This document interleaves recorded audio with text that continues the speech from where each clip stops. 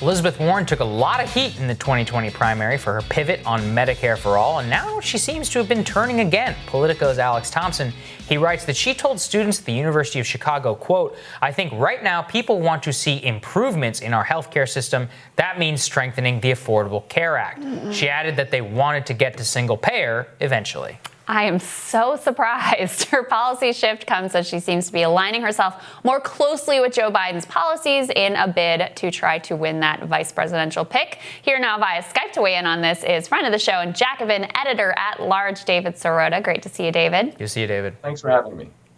What are your thoughts on this, sir?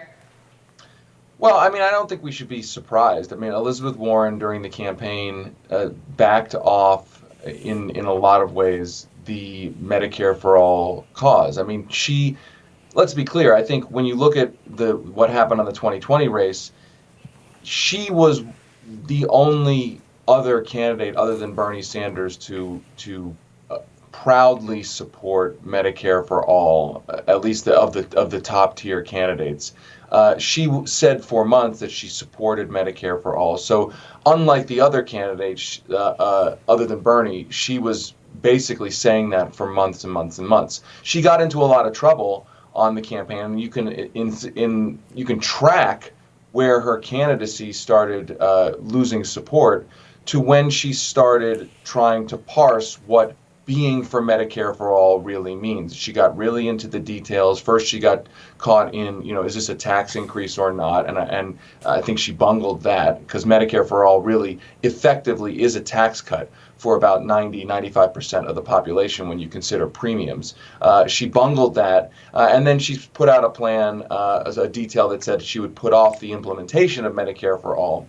And I think what ended up happening on the campaign was that it suggested to a number of voters that she may not really be in the fight in a way that she had previously said she was. And now you're seeing a kind of reiteration of what happened back during the campaign when all that went wrong for her. That she still is saying she's ultimately for single payer, but clearly there is a rhetorical pivot here where she wants to first and foremost say we need to fortify and strengthen the Affordable Care Act. And let's be clear, the Affordable Care Act and Medicare for All are different visions of a health care future. The Affordable Care Act is about propping up the private health insurance industry. Medicare for All is about saying private health insurance companies should not be between you and your physician. Those are fundamentally different visions.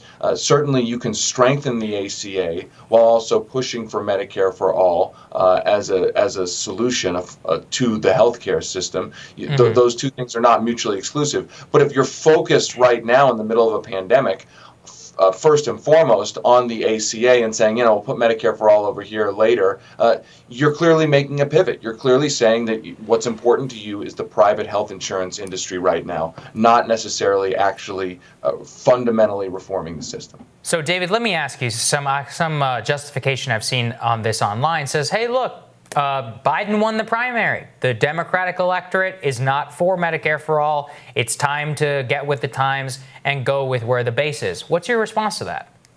So I don't think you can overread Joe Biden winning the primary as a referendum on any one specific issue, frankly, because Joe Biden really didn't campaign on issues. I mean, it's not like we come out of the primary and Joe Biden has a mandate on some issue that he really campaigned on.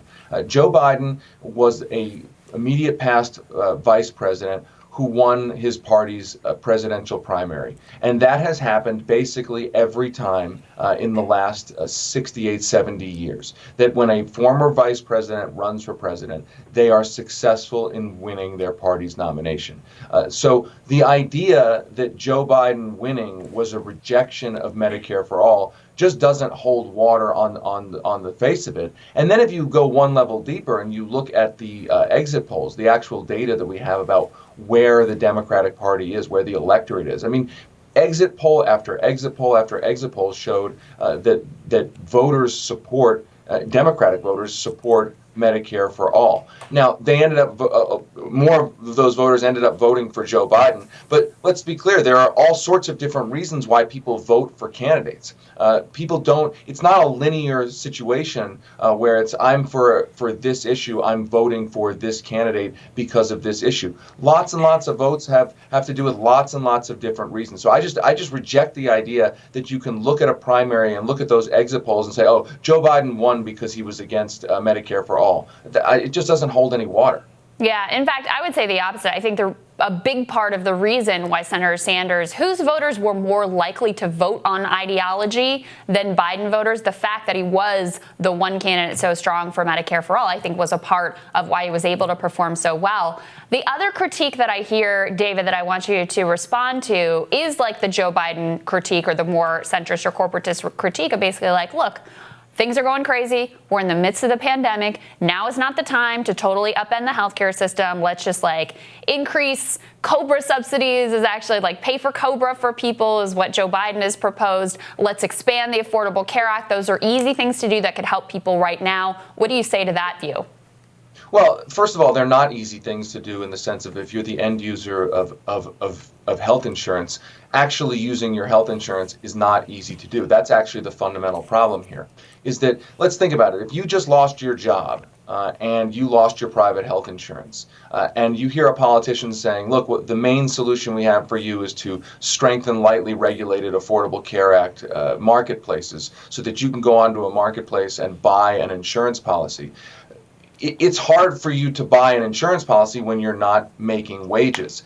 Insurance policies are complex. Oftentimes, insurance policies don't actually deliver the medical care that you end up needing if you or your family member gets sick and you're in a fight with the insurance company about medical care. So the idea that propping up and subsidizing that system is the best and quickest way to get people health care as opposed to health insurance, it's fundamentally not true, especially when we have sitting there a Medicare system, a Medicaid system that is actually in the business of providing or paying for direct medical care. So that on the merits of that, it doesn't make sense. And then also politically, I would say that when it comes to a crisis, this is a crisis. We need to be thinking about it as a crisis. If now is not the time to take bold action that other countries have taken for decades when it comes to healthcare,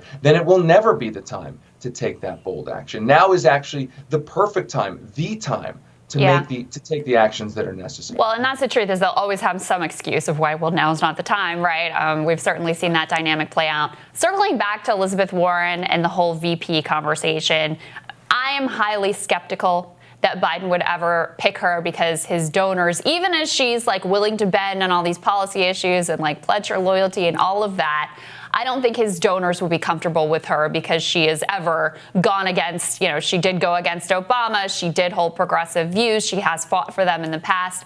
So I think it's highly unlikely. But what's your read on the situation? I wouldn't be surprised by anything at this point. I say that because I had, in working on for Bernie in this campaign and obviously watching the campaign so closely, I had expected that Elizabeth Warren would draw a very sharp contrast with Joe Biden during the campaign because Elizabeth Warren was the biggest Joe Biden critic there was for many, many years. A lot of people forget this. Elizabeth Warren became famous in politics by being, and rightfully so, a strong critic of Joe Biden and Joe Biden's ties to the credit card industry.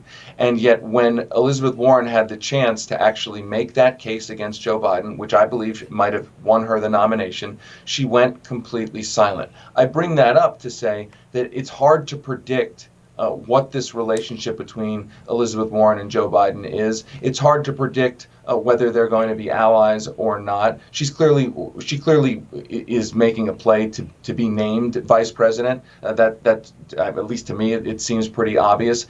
So if you told me Biden picked her, I in some ways I wouldn't be surprised. In other ways I would be surprised. I guess the point here is ultimately my question about Elizabeth Warren is she willing?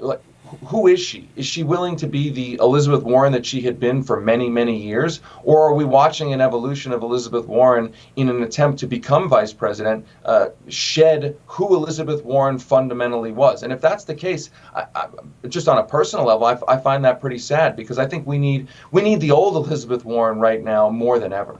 Yeah, well, I would say that we pretty much have the answer to that question. It's my personal view. David, always Thanks, great to David. have you and your insights. Thanks for having me.